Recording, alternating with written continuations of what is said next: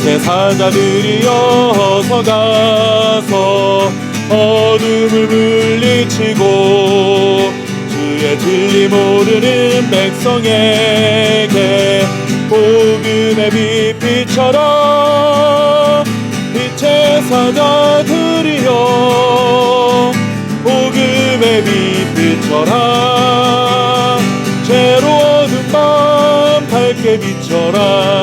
빛의 사자들이여 선한 사역 위하여 힘을 내라. 주 함께 하시겠네. 주의 크신 사랑을 전파하며 복음의 빛 비춰라. 빛의 사자들이여 복음의 빛 비춰라. 죄로운 밤 밝게 비춰라.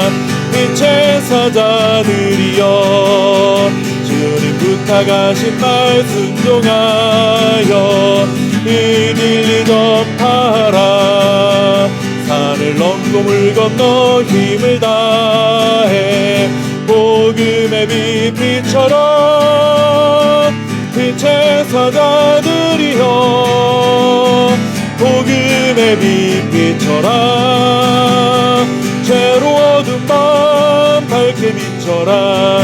빛의 사자들이여 동서남북 어디나 땅끝까지 주님만 의지하고 늘어누워 못 보는 백성에게 복음의 빛 비춰라.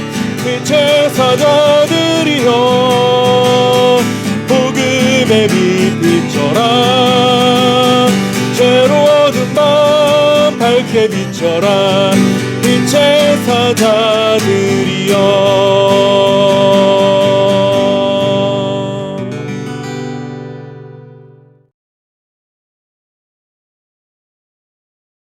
제자들이 떡 가져오기를 잊었음에 배에 떡 한 개밖에 그들에게 없더라.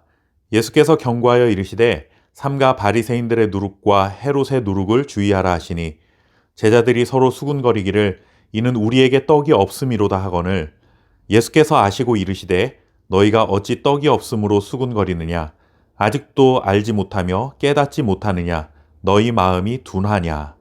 아멘. 웃는 낯에 침 못 뱉는다라는 말이 있습니다. 식사를 하러 식당에 갔는데 들어가는 순간부터 식당 직원들이 친절하게 맞아주면 왠지 기분이 좋아집니다. 음식 맛이 조금 없어도 친절하면 기분이 상하지는 않습니다.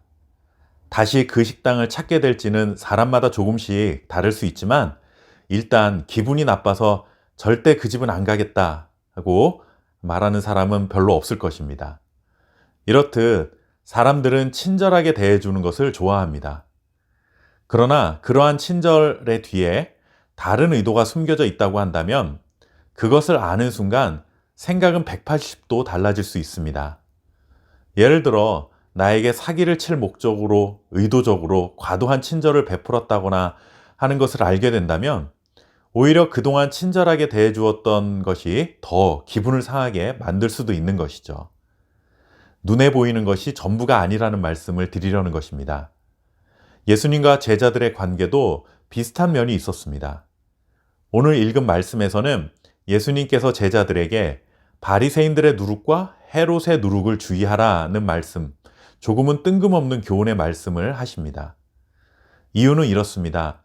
예수님과 제자들이 데가볼리라는 이방 지역에서 다시 배를 타시고 갈릴리 건너편인 유대 땅으로 돌아오는 길에 제자들이 떡을 가지고 오지 않았기 때문에 이러한 일이 발생했습니다.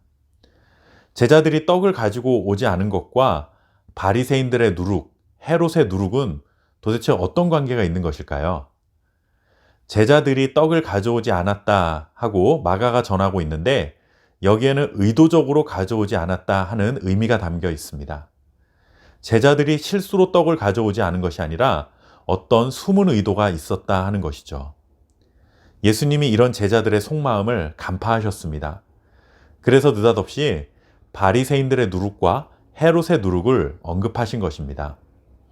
제자들이 의도적으로 떡을 가져오지 않은 이유는 또다시 이방인들을 위해 칠병이와 같은 기적이 일어나는 것을 막기 위해서였습니다. 제자들은 누구보다도 예수님의 옆에서 예수님의 사역을 지켜보았고 예수님의 가르침을 받아왔지만 여전히 그들의 마음속에도 유대인들에게만 하나님의 구원이 임하기를 기대하는 마음이 있었다 하는 것이죠. 예수님이 메시아이신 것을 믿었을지는 모르지만 제자들도 역시 군사적이고 정치적인 메시아를 기다리고 있었던 것입니다. 제자들조차도 예수님을 유대인의 메시아로 간주하려 했던 것입니다. 이런 제자들의 생각은 바리새인들의 생각과 그리고 헤롯의 생각과 비슷한 것임을 예수님께서 알고 계셨던 것이고 이것을 지적하시며 교훈하신 것입니다. 바리새인들은 철저하게 유대인들만의 메시아를 기다려왔고 그 메시아는 군사적인 힘과 정치적인 권력을 가진 존재이기를 기대했습니다. 헤롯도 그러기는 마찬가지였습니다. 물론 헤롯은 유대인이 아니었기 때문에 그런 군사적 정치적 메시아를 기다린 사람은 아닙니다. 그는 유대 땅을 통치하는 즉 왕의 역할을 하던 사람이었기 때문에 오히려 군사적 정치적 메시아가 온다면 자신의 자리를 위협받을 수 있는 상황이었습니다. 그래서 군사적이고 정치적 메시아를 두려워하고 있었던 사람이었죠. 그러나 헤롯이 가지고 있던 메시아에 대한 생각도 여전히 군사적인 힘과 정치적인 권력을 가진 존재일 것이라는 공통점이 있는 것입니다. 예수님은 자신이 메시아이셨지만 유대인들만에 위한 메시아도 아니고 군사적이고 정치적 해방을 가져올 메시아도 아닌 것을 가르쳐주고 싶었던 것이죠. 그래서 제자들에게 비유로 바리새인들의 누룩과 헤롯의 누룩을 주의하라고 하신 것입니다. 여기서 누룩은 예수님에 대한 잘못된 생각, 예수님을 군사적이고 정치적인 메시아로 보고 있었던 그런 생각을 말하는 것입니다. 오늘날 교회도 마찬가지입니다. 교회가 정치 세력이 되거나 아니면 사회에서 힘과 권력 그리고 부를 가진 자들의 편이 되어 사회에 영향력을 끼치려 하고 그것이 마치 복음을 전하는 것으로 생각해서는 안 된다 하는 것입니다. 선거철만 되면 교회와 전혀 무관하던 정치인들이 교회에 와서 예배를 드리고 인사하고 이런 모습에 교회가 휩쓸려서는 안 된다는 것이죠.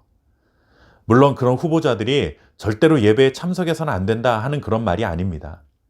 예배는 누구나 참여할 수 있고 하나님께 영광을 돌릴 수 있는 것이지만 자신이 선거에서 지지를 받기 위한 그런 의도로 예배에 참석하고 유명 정치인이 왔으니 예배 시간에 인사할 수 있는 기회를 달라고 하는 것은 교회가 허용해서는 안 된다 하는 것입니다.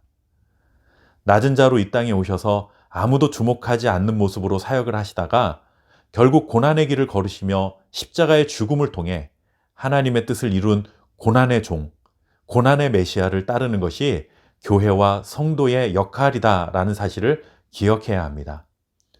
겉으로 보기에 제자들은 예수님을 아주 잘 믿는 것처럼 보였지만 그들의 속마음은 바리새인들, 헤롯의 생각과 다르지 않았던 것입니다. 예수님이 정확하게 어떤 분이신지를 그리고 그분의 가르침과 그분의 삶을 통해 우리는 배워야 하고 그 길을 따르는 것이 진정한 예수님의 제자입니다. 저와 여러분이 그런 올바른 길을 걷는 예수님의 참된 제자가 될 수 있기를 바랍니다. 감사합니다.